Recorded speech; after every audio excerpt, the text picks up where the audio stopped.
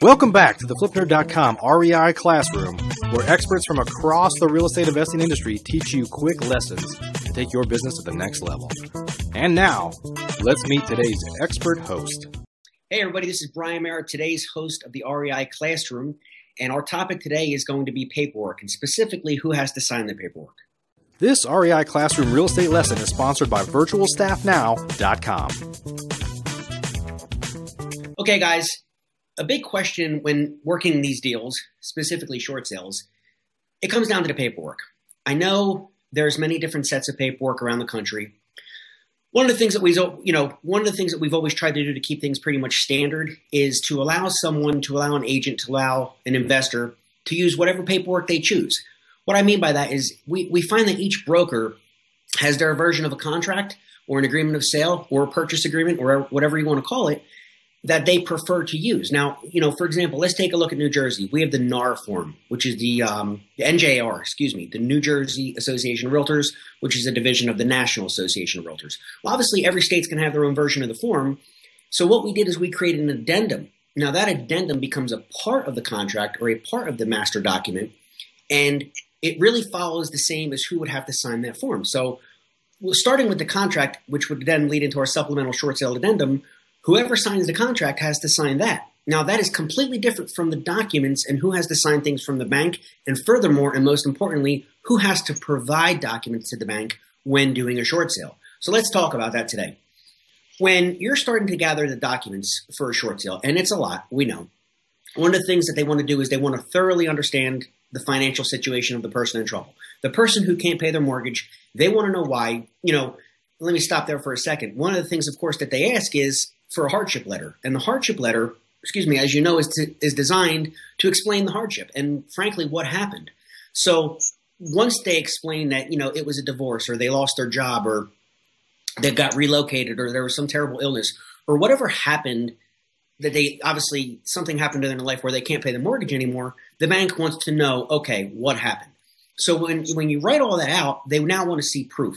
So they're going to ask for the pay stubs. They're going to ask for, we call it the 234, which is 2 weeks of pay stubs, 3 months of bank statements, and 4 documents. It depends if you're self-employed or not. You might have to do a P&L or things of that nature.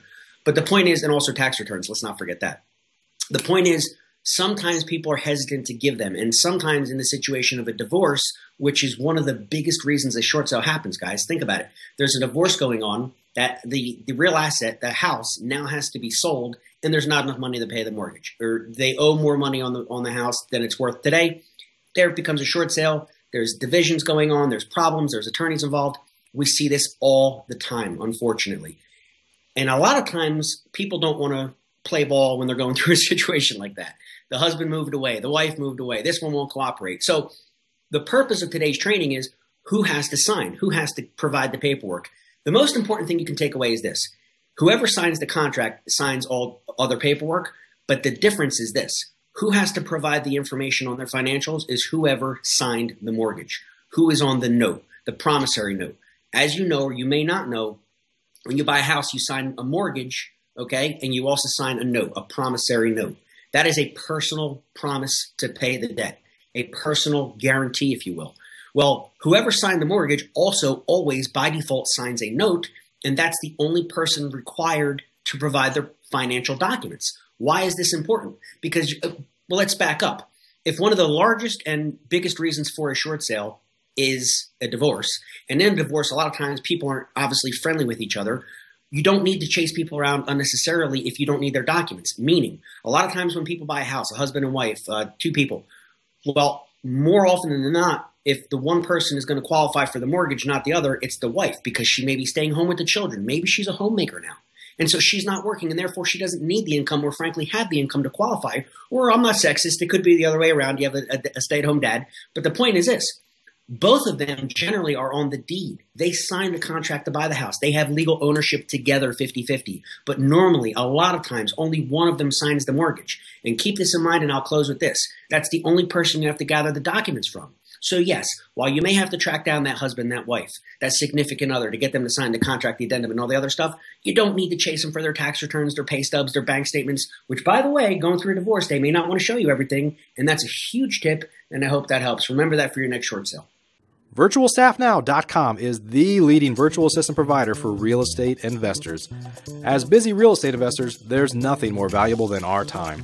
And VirtualStaffNow.com not only helps you find the right real estate virtual assistant for your business, they train them on an ongoing basis, manage them daily to make sure they're staying productive and effective. And in the event they're not the right fit or need to be replaced, they handle that for you too. Whether you need 1 or 100 virtual assistants for your team, start the process right now at VirtualStaffNow.com. Please note, the views and opinions expressed by the individuals in this program do not necessarily reflect those of FlipNerd.com or any of its partners, advertisers, or affiliates. Please consult professionals before making any investment or tax decisions, as real estate investing can be risky. Are you a member yet of FlipNerd.com, the hottest real estate investing social community online? If not, you can join for free in less than 30 seconds and get access to hundreds of off-market deals, vendors in your market to help you in your business. And you can start networking with thousands of other investors just like you. Get your free account now at FlipNerd.com. Please check out the FlipNerd family of real estate investing shows, where we host 4 great ongoing shows at FlipNerd.com/shows, or simply search for FlipNerd in the iTunes Store.